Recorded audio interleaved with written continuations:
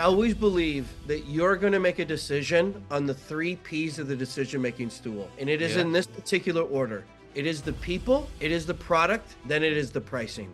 And for a long time, people aspect of it, to your point, the AE world needs to remember that people aspect of it.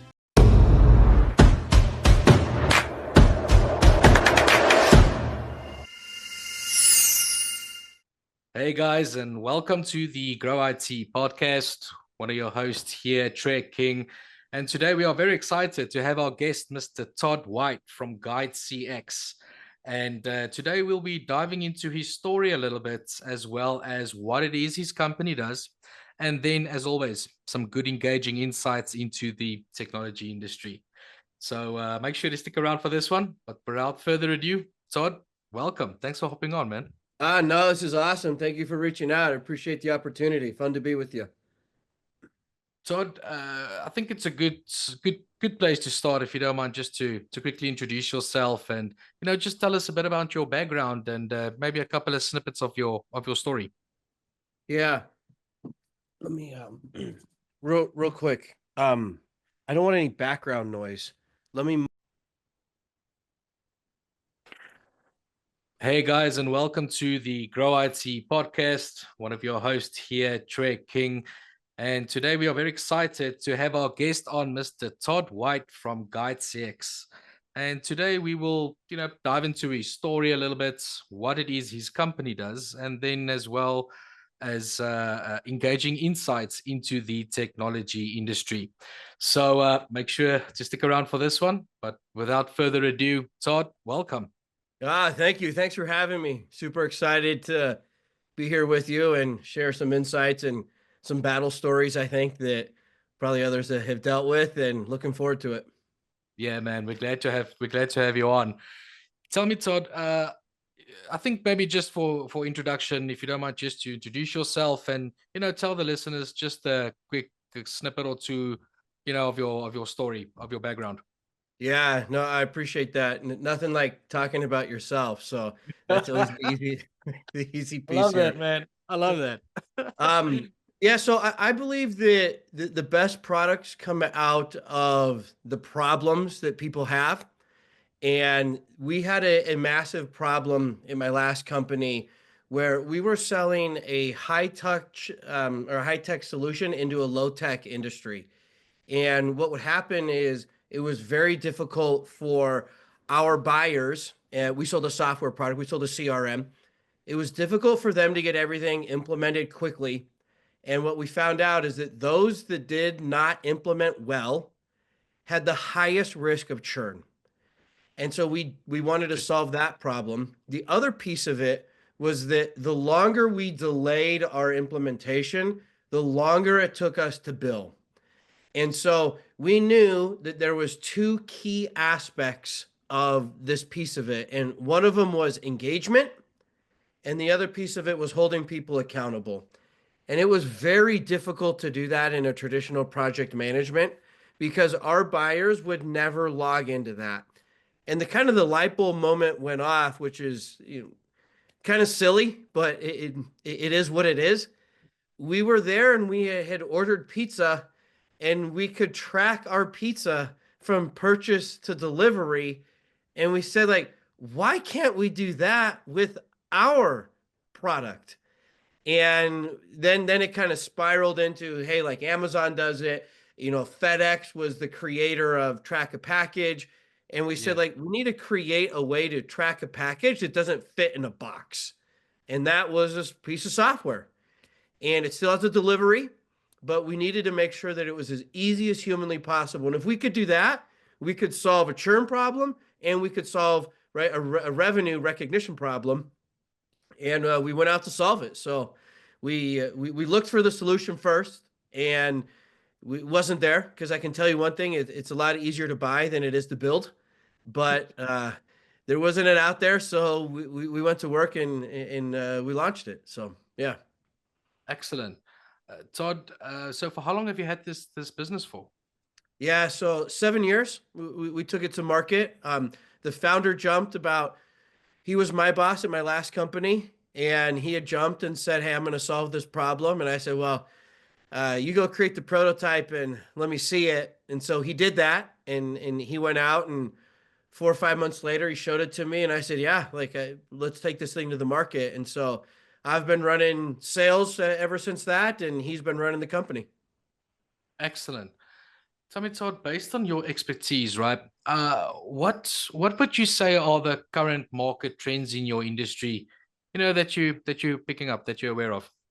Yeah. So number one, efficiency has become the name of the game. Yeah, There was a lot of grow at all costs. There was a lot of burn money. Money was really cheap. That's all dramatically changed. And all of a sudden, people care about what your gross margin looks like. Whereas before it was what is your top line revenue? yeah, And because that's come into play, people are looking for solutions to number one, how do I stop a leaky bucket? Because if you can affect churn, that becomes exponentially advantageous for the company. In the past, you could outsell churn like by a dramatic amount. And now what's happening as for a lot of people, right? We were all growing 50, 60, 70% for years on end. Now it's like the norm to grow 20s and 30s. Some people it's 10s and 15s, kind of depends on the size of your company. yeah, Well, now churn becomes a significant impact onto that. Growing at 100% with a 10% churn, whatever. Growing 10% with a 10% churn, you got yourself a problem there. yeah, And so we've noticed so that churn thing has become like massive. So people are starting to say, okay, what's the number one leading cause of churn? Selfish plug, a bad implementation is the number one cause. The second piece of it, like revenue recognition, becomes ever so more important as well too, because there's not as much cash floating around. So I want my cash. yeah, Um, so I've seen that kind of in the business world, operating on the efficiency, aspect of things.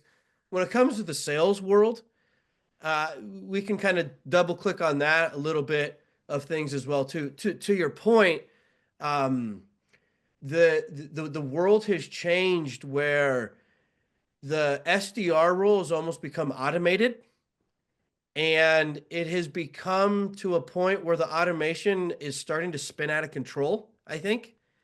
And people are looking for more of thought leadership type of direction. People are looking more towards long form understandings of problems versus just 50, how many emails can I get out the door and what hits yeah. the wall sticks.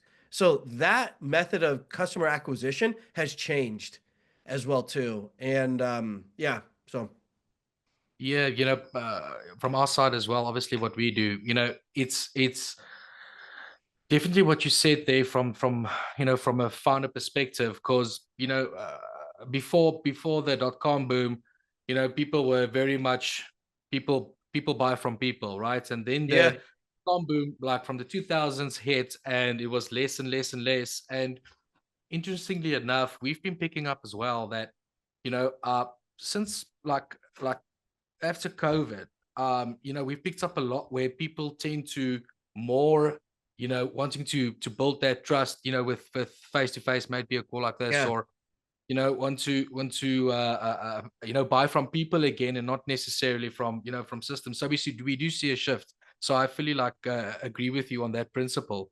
So Look, and I look, but not to cut you off here, but yeah, I always believe that you're going to make a decision on the three P's of the decision making stool. And it is yeah, in this particular order. It is the people, it is the product, then it is the pricing. mm, And for a long time, the people aspect of it, to your point, like the AE world needs to remember that people aspect of it. yeah, good And point. that is missing right now. Like AI does not allow that to happen. And don't get me wrong, AI is valuable. There is value in AI, Yeah, yeah, but AI is not a relationship builder. And people buy from people, to your point. yeah.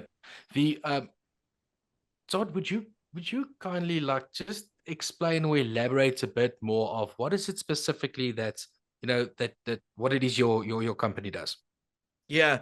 So what happens is when a product is purchased and there needs to be an implementation, Yes. that customer needs to know what to do in order to go through that journey of an implementation. Yes. So what we did is we essentially took project management and made it external facing so that it becomes very simple for, as an example, your customer to know exactly what they need to do to get the products or service live as fast as humanly possible. Got it. Got it. And then I think you might have summed it up now because I've already picked up a couple of value points earlier, what you guys bring to the table. But what would you, out of your words, what would you say is the most significant value that you've noticed with your current clientele? Yeah. That they would say, man, this is working very well, and obviously the lifetime value of your clients is obviously quite high. So what would you say is that significant value? Yeah. So right now, what we're seeing is on average, you see about a 35% reduction in time to value. Got it. So what does that mean for somebody? Number one is the faster that you can get somebody using your product, the stickier it's going to be and the better of a chance that they have Yeah. to expand. The other aspect of it is the faster you go, the less resources it takes on your side. So now you're seeing, instead of having, as an example, one project manager running 10 projects, they can now load 14 to 15. That Okay. is a game changer when it comes to the world of efficiencies Yeah, as well and too. yeah, but I mean, and I think maybe on the other, maybe in another department, but certainly from a customer acquisition cost as well. Oh, You know, game I changer, mean, right? that's a game I, changer, right? Yeah, I I mean, save companies millions of dollars based off of that aspect that you just brought up. They now have a team, instead of spending 10 grand on an implementation, costing yeah, six. You spread that out across thousands of projects, it's millions of dollars that companies are saving. yeah, man, that's awesome. And Todd, in your opinion, you like you said, you've got quite colorful background. Like you mentioned, you and the CEO from that time, from the previous company, got started this. You obviously you taking it to market. In your opinion, like what type of mindset would you say is needed to be like a successful, maybe founder, maybe leader, of a company? Yeah, it's a good question. It's a loaded one, right? I love this question. I'll tell you this much: when I started, I had a lot of hair. Okay, okay, gotcha. All right. So Well, as you can here's see, the I'm in the, I'm, reality. I'm in the same boat, man. Yeah, right. Here's the reality. Yeah, Um, Number one is, everybody always says, "Oh, like the market this, the market that." Like, there's never a perfect market. Maybe in a window of 2 to 3 years, there was some aspect of a very good market, yeah, but you got to realize, like, there's never a perfect market. mm, So you also got to realize that, as an example, when we first launched the company, it was a good time to launch, right? There was a lot of money that was going around in the market. People were buying software. Well, then all of a sudden, right, COVID happens. Oh, mm, whew, how are we going to navigate through COVID? yeah, No one thought that, the world shuts down, this, that, and the other. The people are surviving, people start to change, and you think to yourself, all right, like, we got that under our belt. Then all of a sudden, like 2 or 3 years later, it's like Silicon Valley bank crashes. Whew, nobody yeah, saw that coming. One day, your bank account is completely frozen, and now you got to make payroll on Friday, and yeah, you're like, how, what? And the market completely changed. And yeah. now we're sitting in a market right now, and I'm sure what we're doing right now, in 2 years, it's going to be different. Something else is going to happen. I don't know if that's going to be the whatever, right? Like, I doubt Florida is going to fall under the water, but something different is going to be in the environment. if you can't take a licking and keep on ticking, it ain't the right role for you. You kind of Good have point. to just be able to just put the smile on the face no matter what's coming your way No matter and what keep on what going. hits. You Yeah. know what? Yeah, I listen, I'm one of those people that daily I practice things that are like mental strengthening as well too, right? I think that your mental muscle is the strongest muscle that's in your body. And as dumb as it sounds, there was a quote from Sylvester Stallone when he was doing the Rocky Balboa, and it was like number 15 or something like that when he's 90 years old, like out there still boxing and whatever it might be. But he tells his son, it's not about how hard you can hit, it's about how hard you can get hit and get up and keep hitting back. And he goes, I that's what remember. players do. And like Yeah, that to me is like sums it up, is that piece of it. that's quite profound, man. I actually remember that. I'm trying to think which one it was. But those are that's so true, right? It's about resilience, who gets back up and who gets back up the quickest. The there's a lot of listeners that's on the younger side, listening to our podcasts, and a lot of them are. It might be that they are either at a place, for most of them actually, they work at a current company and they like Yeah. want to break and want to go do their thing. And I think you're just a good example of somebody that was in a different situation and obviously then decided, hey, this is first off the problem, which is so important, right? You guys identified the problem, you worked at it, and then look where you guys are at now. If you don't mind, just to maybe just mention one or two things that you would say, what was important that you've learned up in your career up until now, just for the younger ones out there. Yeah. Um, One thing is that no one is going to invest more in you than yourself. So if you expect your manager, your boss, your this, your that to get Yeah, you the number, to train you the way that you need to do, like yeah, they're trying to invest in themselves as well too. And there comes a point, right, where you, you're in college, you're in school, and these teachers are paid to teach you and this and that, and you're going, and then all of a sudden you get out into the work world and you realize that this is a different ball game here. yeah, And you have to create your own homework now. You have to create your own learning schedules. And if you don't, then you're just going to be part of the mix that's out there.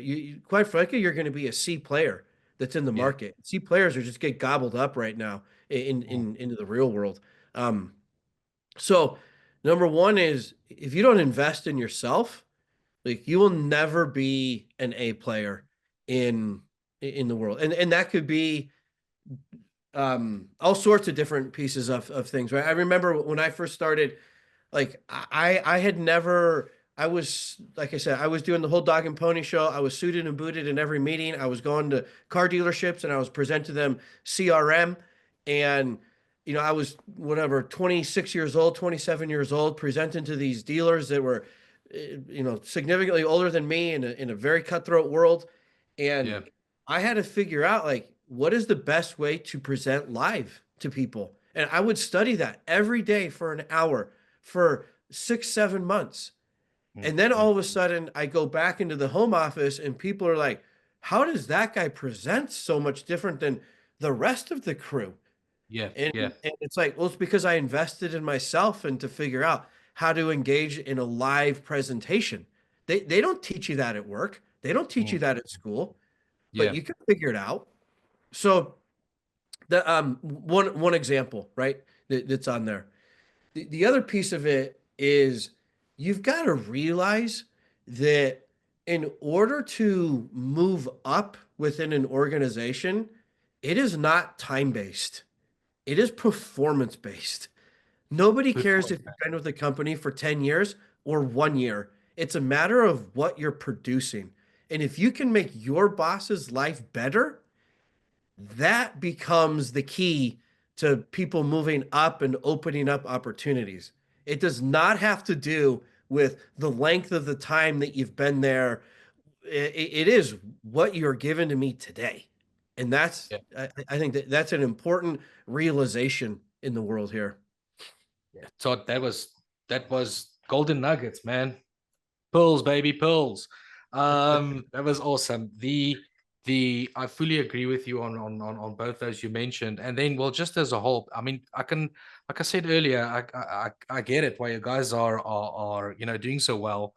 And then, I mean, the value that you guys bring to the table, we spoke about just those cost savings as well, and productivity that's lifting.